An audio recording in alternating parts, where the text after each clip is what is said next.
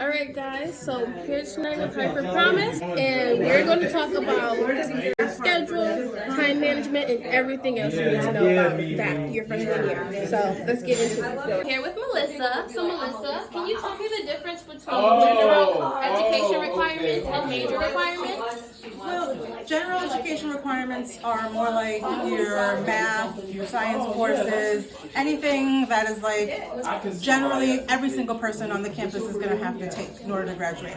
And then your major requirements are the classes that you have to take to earn your specific degree.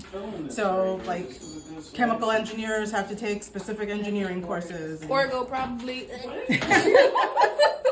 And music majors, like I was, have to take specific music courses. A lot of it has to go in a certain sequence. There's prerequisites, so that's the major difference. All right, I'm here with Sam. Hi. Can you tell me how you balanced your personal commitments with your academic responsibilities? Sure. Well, so I didn't start off doing that really well. I kind of made a lot of mistakes until I figured it out. So I would just sort of fly by the seat of my pants and just try and get stuff done. And then eventually I realized like I have to write everything down. So I would use a big calendar and then I'd put in like my classes, like when the paper was due, when I had to start working on it. I actually would schedule like have fun. Don't have fun. Drink coffee. So I would like schedule my days out so that I would know that I could manage my time so I didn't end up like a harried, crazy person trying to cram for an exam. But it was a learning curve. It didn't happen overnight. Perfect. I'm here with Mimi. So Mimi, can you tell me why is it important in your opinion to consider your personal interests while also making sure you fulfill your major requirements? That is a great question. It's important to consider your personal interests because you never know what you're going to do for a career after college. Sometimes it's kind of hard to find a job after college, y'all. So it's good to leverage your personal interests. So if you have interest in communications or music, but your major is like finance, guess what? You can leverage both of those skills in the future for a future career. I actually did the same thing. My major was psychology, but I really wanted to do music or something in the creative world. So I actually ended up taking some communications courses. I learned about copywriting and marketing, and yeah, now I've done film production. I've become an organizational development consultant. I mean, it's just good to have different skills. So don't neglect your personal interests, and yeah. Alright guys, I'm here with Savon. So Savon, can you tell me how would you balance taking challenging STEM courses as well as other courses in a given semester? So the problem is if you're a STEM major, oftentimes you've got to take certain courses, but it's being smart about it. Remembering, looking at how is that schedule? Can you take it over a year? Can you maybe take a summer course?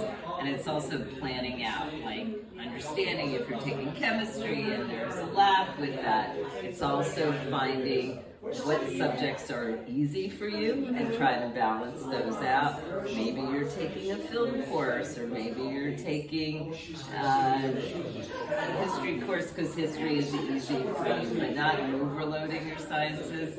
And then it's definitely about finding a study buddy, friend, help someone to help you who can help you study, drag you to the library, quiz you, things like that, and using your professors, using online videos. Some of our scholars have told us that they, like, videos are their best friend in helping understand a concept. Everything is available. You just have to reach out for it. Okay. Bonus question.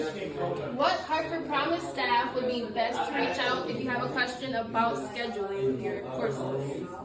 So, scheduling your courses, I would say you should talk to your coach because they know your individual schools, they know your schedule. Don't forget about add drop date and being smart, realizing you can start a class and think very quickly it's not the right class for you, right? So take advantage of those folks. Thank you. Alright guys, I'm here with Rachel, our newest reaching forward coach. So Rachel, what advice do you have for incoming freshmen with the transition to college as they figure out time management strategies? So I think time management is so challenging in college because it's just you, and there's not really anyone who's keeping track of you, telling you when to eat, telling you to go to class, telling you to do your homework. So one of the things that is a great piece of advice from a recent college graduate is to really look through your syllabus. When you get a syllabus at the first day of class, go through that syllabus. There's usually a week or two during the semester where you're going to have a bunch of papers or a bunch of projects due at once.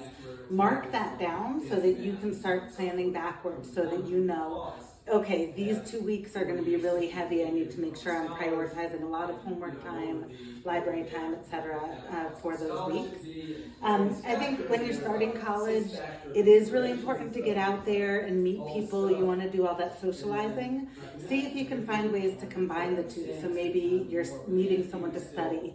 Maybe you're meeting someone to go to the library. Maybe you're meeting someone to talk through a problem set or do some of that work together. And the other thing I would say is there's a little bit of experimentation with sort of getting to know yourself, figuring out, do you do better in morning classes or evening classes, so that it might not be your first semester that you find that kind of perfect balance, but like hopefully as each semester goes by, you figure out more tools for yourself. Perfect. Thank you, Rachel. All right, so that's the end of this segment. So see you later, scholars. Bye.